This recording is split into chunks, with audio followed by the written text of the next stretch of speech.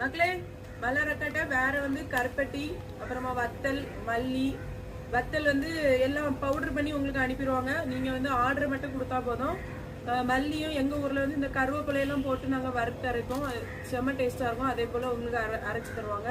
கருவேப்பிலை போடான்னா அப்படியும் அரைச்சு தருவாங்க. அப்புறமா புளி எது வேணாலும் மலரக்கட்டை ஆர்டர் பண்ணி வாங்கிக்காங்க. அப்புறமா ஒவ்வொரு ஊர்லயும் ஒவ்வொரு விலையில இருக்கும் ஐட்டங்கள். அதுவும் இல்லாம குவாலிட்டி வித்தியாசமா இருக்கும். நாங்க வந்து தூர இடத்துக்கு அனுப்புறதுனால ஃபர்ஸ்ட் குவாலிட்டி தான் பார்த்து வாங்குறாங்க. ஏன்னா கம்ப்ளைண்ட் எதுவும் வரக்கூடாதுன்னு. அதனால கொஞ்சம் 50 ரூபா 10 ரூபா கூட தான் இருக்கும். ஒரு ஆள் ஒரு வியாபாரம் பண்ணாங்கன்னா ஒரு 50 ரூபா லாபம் படம் பண்ணுவாங்களா? அதனால நீங்க விலை அதிகம் அப்படி இப்படின்னு சொல்லாதீங்க. ஏன்னா அவங்க ரொம்ப கஷ்டத்துல இருக்காங்க.